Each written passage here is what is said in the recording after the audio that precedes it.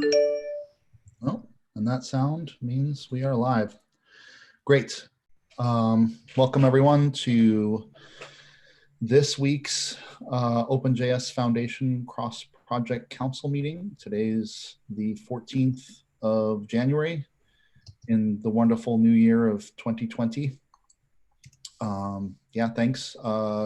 Be sure to add your name and your GitHub handle to the meeting notes, and please help contribute notes to our document. Help us keep track of what we talk about here so that we can publish it and other folks can stay on top of things as well. So yeah, do we have any announcements or things to discuss before we get into the agenda? I have a few announcements that will also be coming out in the project email tomorrow, but this is super exciting. The call for proposals for our event in June is going to drop tomorrow. So that be on the lookout for that link and start thinking about your talk ideas and tell your friends, of course. Along with that, we've already got the sponsorship prospectus put together. So be thinking about whether you or your company would be interested in supporting the event. That would be great. There's a lot of cool opportunities. Other good to knows, if you have public meetings, if your project is having any public meetings that you want added to our events calendar, let us know. It'd be great to kind of get the groups IO and the public calendar that we have on Google Groups populated with different project meetings that make it more discoverable for our communities. And last but not least, we're going to have an AMA session with the jQuery team, Timmy and Dave, on February the 5th. So if you ask us anything about jQuery, you want to. So, and also if you want to do an AMA yourself for your project or a topic, let Rachel or myself know. Great. What time is that AMA on February 5th? It's, I believe 9 a.m. Eastern. It's either 9 or 10 a.m. Eastern. I'll get the 10 a.m. Eastern. 10 a.m. Eastern. Great. Cool. Thank you for sharing all of that information and updating. And yeah, I agree. I started to draft a message to the Slack channel. Any public meetings that we can get on the calendar would be great. I subscribe to the calendar and get alerts, and it's nice to be able to pop into things and just be aware of what's going on. Definitely. Cool. What else? There's a standards meeting today at 2 p.m. Eastern time. I don't think I'll be able to make it, but I wanted to just promote that as well. And immediately after this meeting is a collaborator summit kickoff planning meeting that we'll continue to do regularly. That should be open, right, to all of us, and perhaps even be on the calendar? I'm not sure if it's on the calendar, but it definitely is open to all parties. If you want a link to that, give me 2 shakes and I will drop it in the chat for y'all. Great, thank you. Mm-hmm. It's at a regular time, right? That standards meeting? Yeah. Yeah, that's on the calendar too. Oh, it's on the calendar. I was going to say, we really should have it in the calendars. Yeah, that's one of the few that are on the calendar. It looks like the board meeting, the CPC, and the standards meetings are the ones that are on the calendar. We should make sure, which by the way is calendar.openjsf.org. I'm speaking as I'm typing here. And just want to look really quickly. The February 5th AMA is not on here, and so that's one thing that could be added as well. So let's if you go to the Nodejs calendar, it's like crammed full of all sorts of stuff. We should make sure this one's fleshed out with all the pertinent things as well. Or did you say that was openjsf.org/calendar? calendar.openjsf.org, which is different than nodejs.org. Yes, okay. Calendar. Yeah, I asked Brian to have it the other way, but for some reason I can't remember why the subdomain was easier or worked better or what have you. Kickoff starts today. Okay, cool. So let's jump into the agenda. The first item here is start a code of conduct working group. This, I believe, is, did I open this one? I'm opening it now. Yeah, so let's see. There hasn't been much commentary in the last week or so, but we should definitely get this team up and running. Does anybody have any thoughts about this or suggestions on how to get the ball rolling or what we should do here? Maybe even just start with a regular meeting and then see how it shapes up. Yeah. Sorry, go ahead. I was just going to say, I remember we were excited about this just prior to the holiday break and elected not to really do a big call for participants because of that break kind of possibly stymieing, momentum. So I think what's wanted here is perhaps a call out to the broader community with some proposed, times to kick off a working group initial meeting, and we can maybe organize that on the thread, if that makes sense. Yeah, that makes sense. My one question was, is it too, like, I think we have a bunch of open questions today. There's the first question is like, for the what's in the current proposal, is that controversial, non-agreed, or is that agreed and we have extra new things we want to talk about and add in? But I guess my question is, like, in the longer term, like, is this a long-term group that will continue and like we see it going on, or is it to basically answer those specific questions? Yeah, my assumption was that we had some questions about certain processes, especially raising this up to the OpenJS level, and that this team, which I should change the name from working group to team, right? Would work to kind of work through those questions, and this would not necessarily be the starting of the code of conduct panel that is discussed in the proposal, but this is just kind of to bootstrap the process and get the ball rolling. Okay, yeah, that makes sense to me, and it's even that you could bootstrap with a minimal set of things that are supported, like in terms of process, and then the team could continue to discuss things that might take longer to get in place. So I could see it going on for a little while, but I didn't know what it would do like long term. So what you described makes sense. Yeah, and I say it in the description here. The expectation is that this working group would work to shape the COC implementation, but is not the code of conduct panel that would do moderation. Yes. Just to say team, not working group, just to be specific. So how should we make the call for participation? It's a very good question.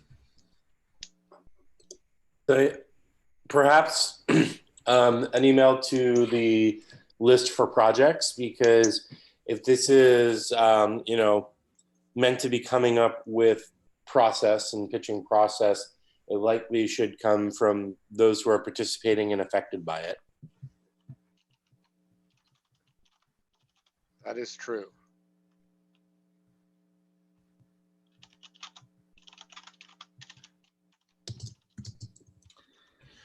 Yeah, but first I guess we got to figure out what, how to present it so that people know exactly what we're working on and how we're doing it in terms of this team and the expectations. I was typing a comment which was trying to cast the two key questions in my mind are like, first of all, what's the minimum viable COC process? And is what we have proposed that? And then separately from that, you know, what additions to that do we think make sense? So, you know, there's been discussion of, you know, cross project cooperation in terms of the code of conduct and so forth. But I think most of that could be a follow-on step to the minimum viable process. And I kind of would like us, if we can, I think it would be good to separate them out, as in that we don't have a process and we've been operating for quite a while, so we should get something in place and try and keep it simple to make it so that that doesn't stretch out too long. Yeah, I wonder, you know, part of my comment here in opening this, which I think was born out of our discussion, was that to begin, we would create a repo. And I wonder if we should do that and then have some issues that kind of capture like what the expectation of an MVP is and what's further issues about what needs to be built out on top of that. What were some of the concerns based on our discussions at the Collab Summit?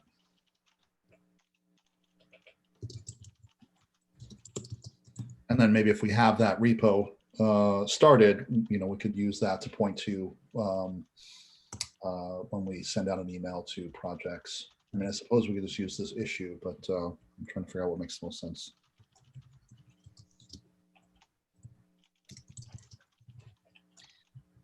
Is there anybody who would volunteer to sort of champion that outreach and call for participation? I think that maybe is that would be a good start. I'm happy to do that cat herding, but I just wonder if there's others that would be interested in making sure we cast the net far and wide for the folks who are going to be impacted by this. Yeah, this is important. I would work on this perhaps with you, Jory, but I also want to, you know, let other people get involved as well. So if anyone else is interested, please just say so or let us know or what have you. Be a good opportunity to get more involved in the work. I'll certainly say I'm happy for you two to kick it off. to let me know. I'm happy to help, like you said, but I'm, you know. Yep. I'm also happy to help if somebody wants to keep me in the loop. That would be nice. Or just, you know, to work with you, Joe and Jory. Great.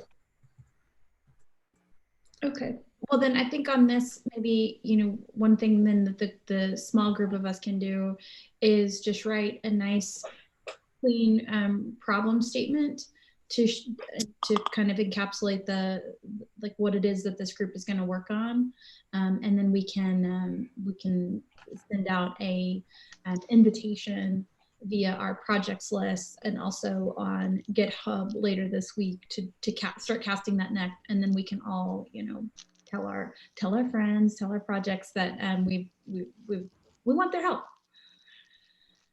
Woo. Okay. Yeah, I definitely like to have help out with crafting that. So. Yeah, and I'm sure once we like are at the point of having meetings and discussing the details, we'll get a lot of folks involved. Or at least that's the impression I get from the conversations we were having at the Collab Summit and all the, you know, work that's been done in the node space in the past and such. We'll have some voices at the table, and you know, AMP and Electron as well. You know, there are a variety of projects we can lean on. Yeah, certainly the AMP team has already been involved in going through what we have, like the MVP part. So we've had some of that, but more is always good. Yeah. Okay, so I'm just gonna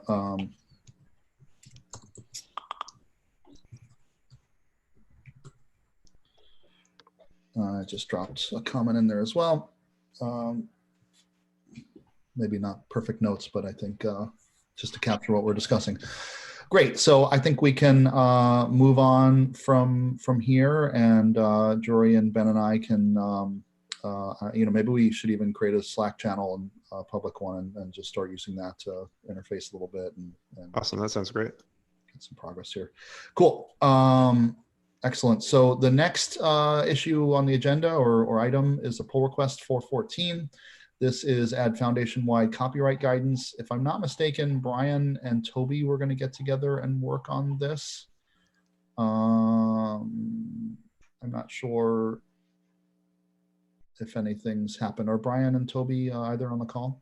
Brian is out of the office this week, and I don't think Toby was able to make it. He's about 6 hours ahead, so of us. So this is not always a good time. Yeah. Yep. Okay, cool. So we'll kick that one down the road, and maybe I'll ping them to see if there's been any progress there. Cool.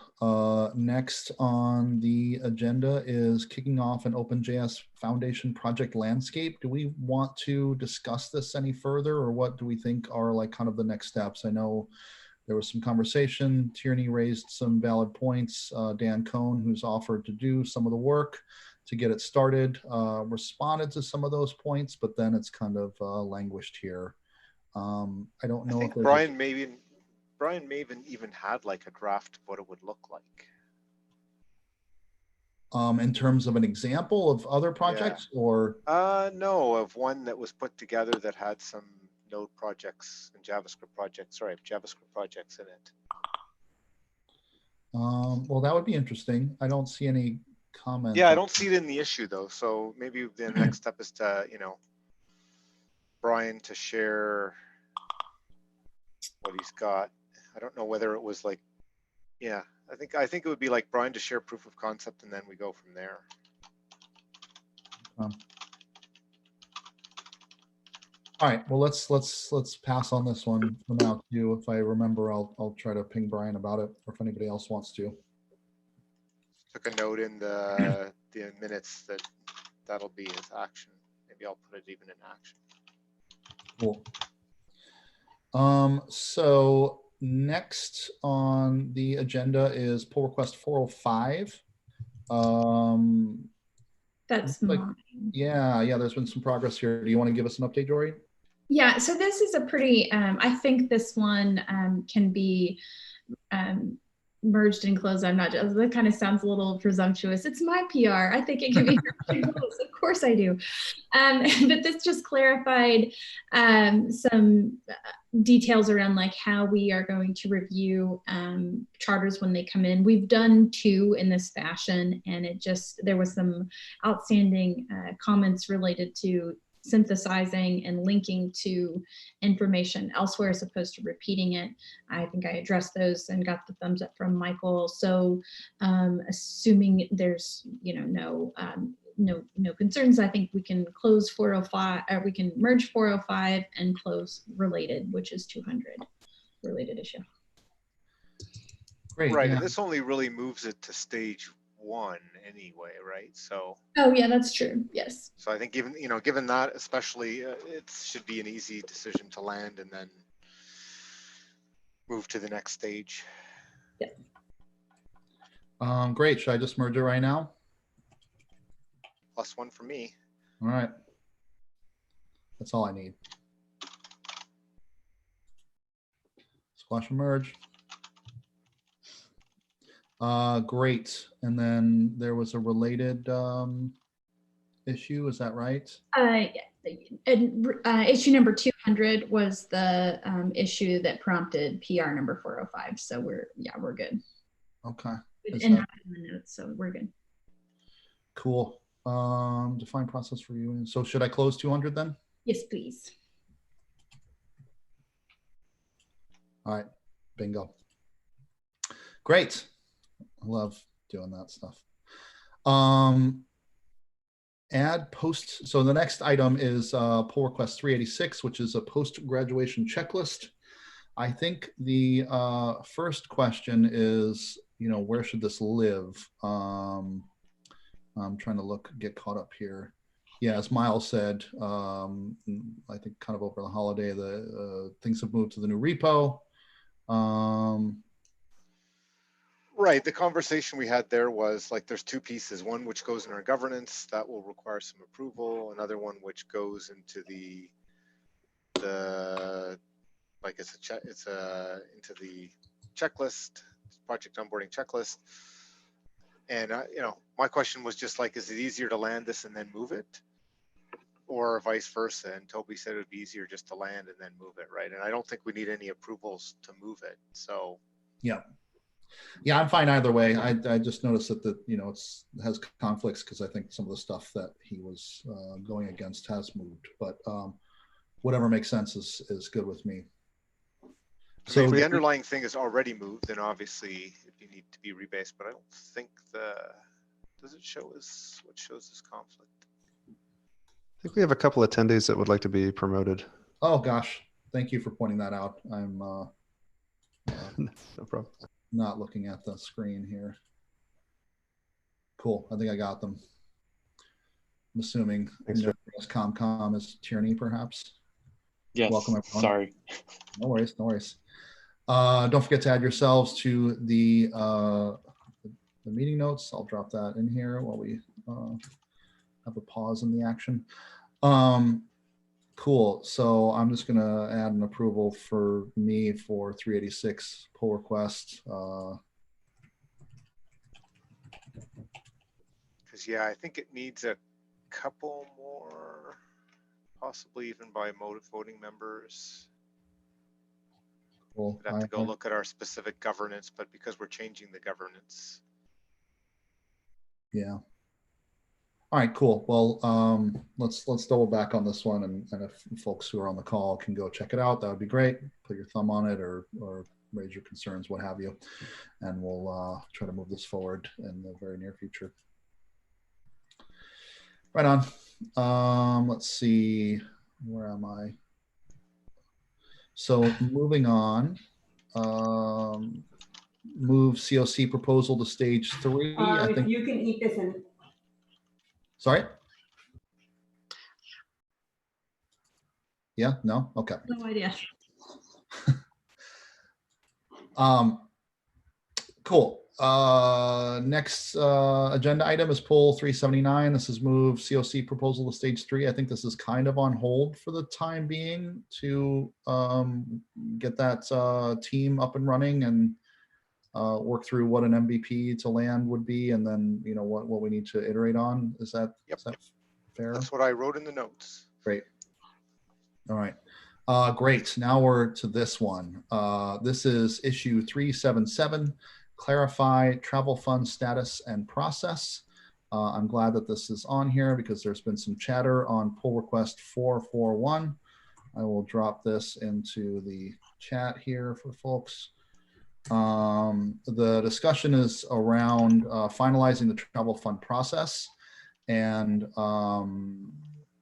to summarize, as I understand it, Matteo brought this up. A couple people have chimed in to agree that the 2019 budget was $60,000 for travel fund. We used roughly 30,000. Which was largely Node.js, but not completely. There was discussion in the past about just moving forward with the same amount and elevating the travel fund up to the OpenJS level. And I think in those discussions it made sense considering the amount that we had used. Typically, in my experience, you don't ask for more money if you haven't used it up in the previous year. That being said, though, I've put some thought into it last night and made a comment on this issue that we, in that initial conversation, we perhaps did not know that we were bringing on AMP and Electron, a couple other large projects that also have their own collaborator summit. And so there is now discussion about how we should move forward on the budget. And if I'm not mistaken, there is a budget meeting happening in a week or two. Anybody else got more to add to that? I was wondering if it might help if every project might give an estimate about what kind of money they want to spend or what kind of they need, given the events that are happening this year, which would allow us to better estimate the thing. But that's just a suggestion. Another possibility, and I've drafted something that I'm hoping I can get some consensus over at the board at, And, you know, if the board makes a clear commitment that the budget will be extended if necessary, if that would be sufficient as well. My biggest concern here is, you know, our budget was 60,000 last year. We used 30 of it. I understand, you know, Joe did some math with an estimate of 90, which was estimating that the other two projects, AMP and Electron, would use a similar budget to Node.js, would bring us up to 90K. I'm just not like personally super enthusiastic about increasing the budget for what to me seems like primarily optics. I do understand being careful. I mean, we could even make a commitment to halfway through the year reviewing it and extending it if necessary. But I personally am not super enthusiastic about asking for a budget increase if we don't explicitly need it. I agree with you, Miles. I agree. Sorry, go ahead, Joe. No, go ahead, Trini. I was just gonna say, has anyone actually reached out to AMP and Electron to understand if they're interested in using it or what they would, you know, potentially use it for and how much that would be? So I've been working with the AMP team for onboarding. I haven't reached out to Electron. One of the things, you know, AMP is just trying to figure out their events for the year. And they do have, you know, they were curious about, will this be available to us? But they also want to figure out their own system for verifying that people who are applying for those funds actually are, you know, project contributors. And so that's just, I think they intend to use it, but there's devils in the details to work out before they would really be able to say, you know, and we anticipate that we would spend, you know, I think one thing that would be important in all of this too, although, you know, I guess maybe we need to reach consensus that we agree on this. When Node's travel fund was set up, the intent was that if you worked for a member company or even a large company in general, and that company was able to and willing to pay for your travel, that you would not use the fund. And there's quite a few number of people, myself included, who, while they're technically eligible to utilize the fund, do not. They, you know, have their organization pay for it.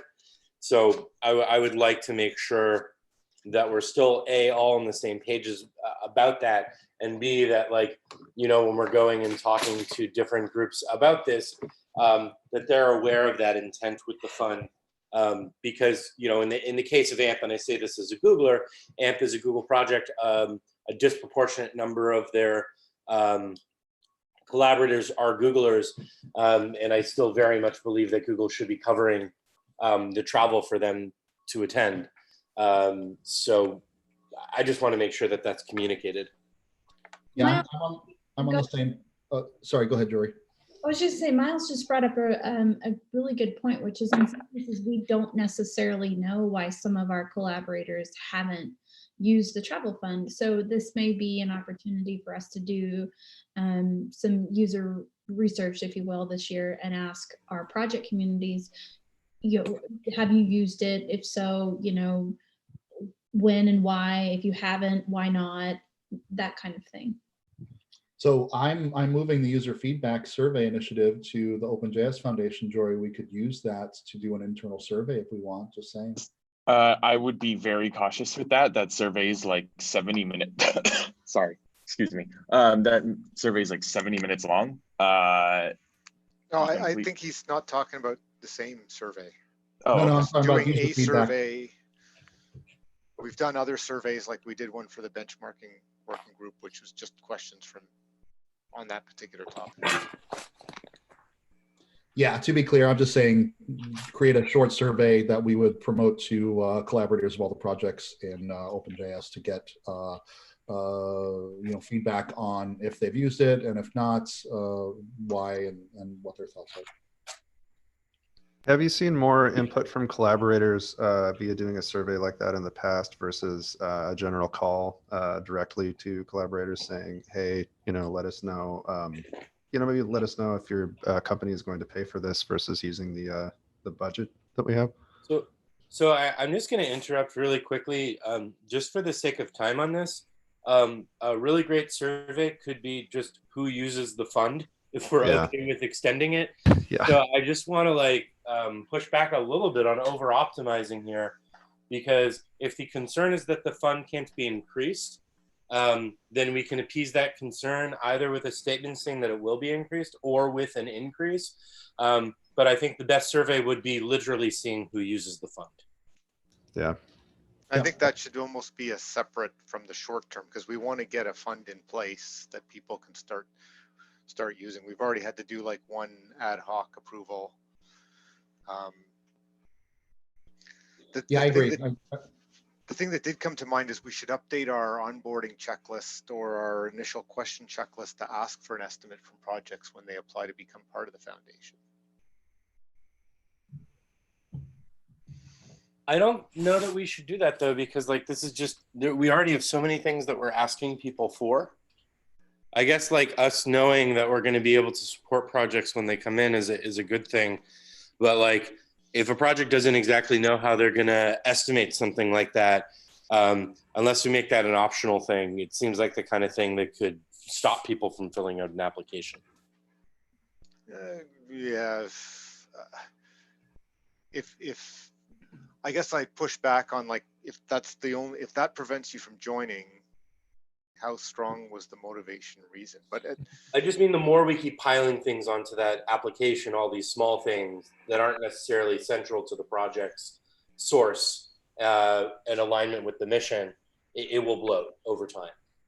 Yeah, I mean, we could create like an optional add-on thing that we could send out to new projects that are in the incubation period with a variety of these sorts of questions. But in general, I agree with Miles that we should try to avoid over-optimizing here. I think that your statement that you kind of outlined, Miles, is satisfactory. And, maybe we should move that to the issue and see if people agree, and we can just kind of move forward and then. I think we need, and Miles has started that process. We need confirmation that the board is comfortable with that. Yeah. I mean, putting the issue as something you might bring to the board, but we can even just wait until after the meeting or something. I don't know.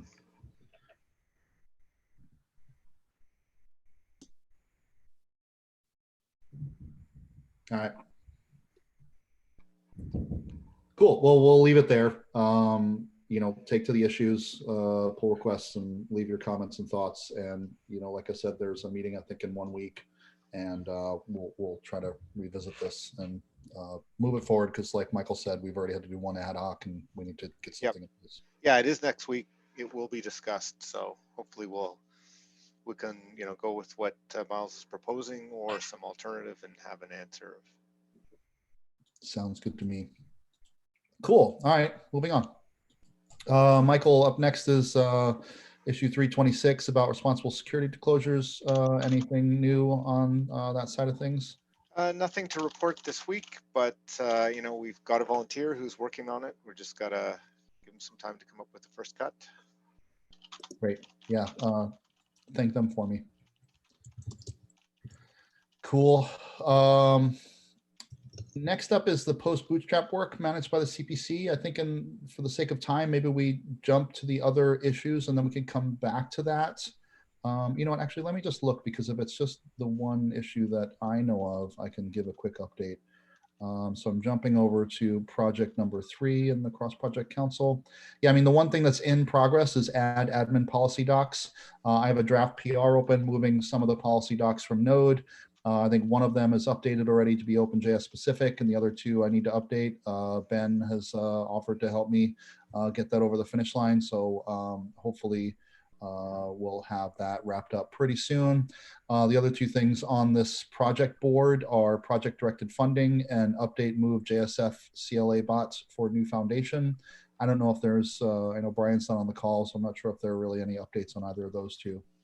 I don't think that we can really update on either of those without Brian. I know that they were looking at some other, this was in the last quarter, so Q4, looking at other CLA tools, because the current JSF CLA bot is the CLA assistant.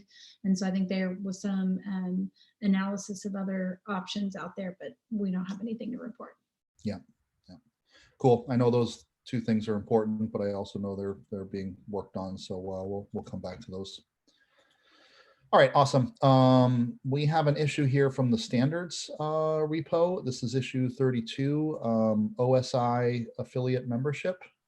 Does anyone want to give us an update here? Oh, this was created by Miles a while ago.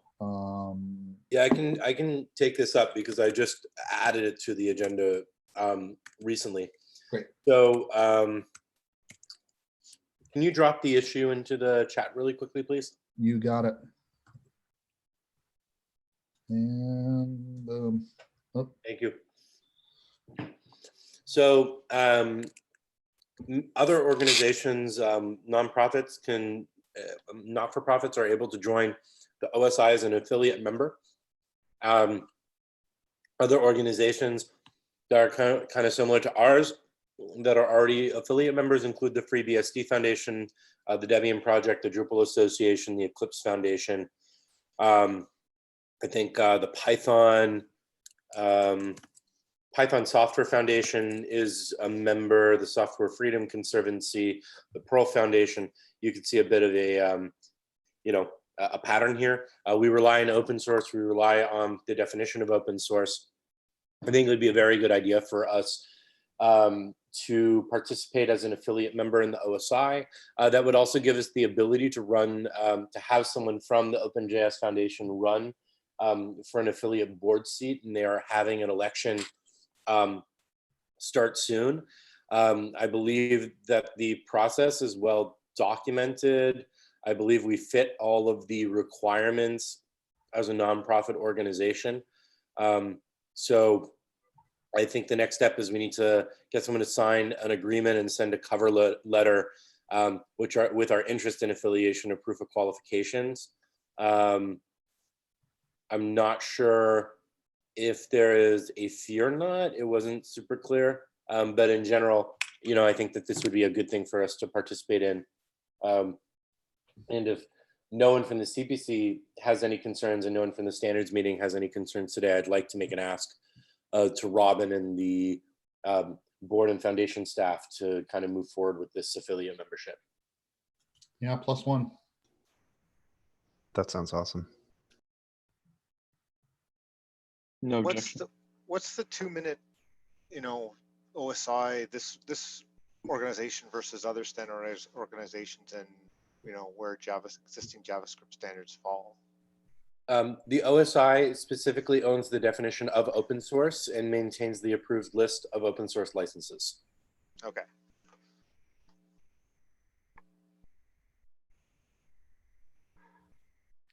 Cool. Well, I'd say if there's no fee +1, if there's, if you find out there's some amount of dollars, it might be worth coming back. Someone had mentioned a fee something like $2,500, but I don't see that anywhere. But my understanding is there is a fee. It is fairly nominal. So I guess in my mind, it would be like, I'm positive as well, provided there's no surprise on that front, right? Like, because if you came back and it's $20,000, maybe the CPC should have a more in-depth look or something. I don't know what other people's thoughts are. I think the advantage of this is being able to take part in and provide our community's perspective on the evolving definition of the evolving open source definition. It's obviously, a live topic and one that many of our constituencies care quite a bit about. This would all kind of give us a forum to do that in a more official way, and I think that's pretty exciting. So there's an FAQ that I just found. OSI affiliates are organizations committed to public support for open source software and the role OSI plays. The current affiliate membership is a who's who of the world of open source software. How do you become one? It says the steps, why affiliates. OSI has transitioned from its original governance model of volunteer and self-appointed directors to one driven by our membership. Our high-level objectives in doing so are to provide a broad meeting place, communities of all kinds, which depends upon and implements the mission of OSI, with the continuing aim of stewarding the license list and the open source definition safely beyond undue influence by special interests, and in the longer term of creating serendipity among communities so software freedom flows and grows. Why should you join? The OSI reached a significant milestone in its history, as well as the benefit of associating your organization with the OSI. Your affiliate membership allows your organization to participate in the process of defining the future means by which OSI achieves its mission, both by joining in discussion about proposed changes and policies, and by guiding the selection of members of its board of directors. The commitment as an affiliate is to express your public support for open source and for the OSI, to appoint a delegate to act on behalf of the group in OSI business and give direction to that delegate. While delegates will welcome to also participate in working groups, we anticipate this delegate role involves minimal time commitment to make annual contributions towards the running of OSI where possible. So that makes it sound like there isn't an explicit contribution, but you contribute where you can, and you have a delegate who's a member of your organization who participates. That kind of bleeds into something that's not on the agenda, but I'll just kind of plant the seed, which is the standards group is working on potentially trying to become a chartered working group to oversee the OpenJS's engagement in standards organizations. So it is my belief, and there's a number of people on this call who participate in the standards group, that the standards group would be willing and able to take on the responsibility of being a delegate and managing who that delegate would be and ensuring that that delegate is representing our organization. In general, I think, in our meeting today, we'll discuss a little bit more of timelines there. But, just quickly to the room, does anyone see any problems with kind of a long-term plan of spinning up a standards working group who would oversee those kinds of things? No objection. I'm positive on these things. Great, thank you. Sounds good to me too. Yeah, no objection.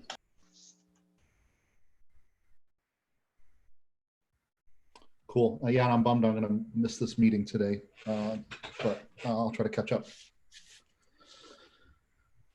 Great. So I thumbed your latest comment in that issue, Miles, but I think we should move forward on exploring this for sure. So without objections, I think that we should move forward.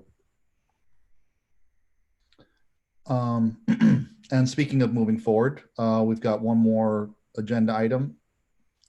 This is from the project onboarding repo. This is issue 31. This is communication channel between CPC and AMP. Sorry, was somebody speaking? I missed something. Okay, see you later. Sorry, that was anyway. Never mind. Communication channel between CPC and AMP infrastructure working group. I'll drop the issue in the chat here. I know that we have a Slack channel. I believe that Brian spun up some sort of mailing list. I don't know if there's anything here to discuss. I don't think Toby or Brian are on the call. Jory, do you have anything? I am, and I'm going to double check with Toby and Chris and some others that this can be closed. But we did discuss this at our AMP infra working group meeting at the Collab Summit, and the group there kind of got on the same page about connecting on our plan for work. So I think that we have this identified. We just need to document it somewhere, and I'll confirm that with Toby this week and update the issue. Awesome, thank you. Mm-hmm. Cool, that puts us at 12:51 on my clock here. Do we want to call it a wrap, jump into a private session and kind of wrap things up? Sounds good. Cool, I will, without being rude, I will encourage folks to, if you're coming to this meeting and you're interested and you're not a CPC member, it really, is not a high bar to cross. activity in a project for 3 months and a PR to add yourself. So the folks who are not CPC members, please, consider that. But otherwise, we're going to go into a private session. Bye. Thanks, everybody. Thanks, everyone. I'm going to bow out for now, and I'll see you soon.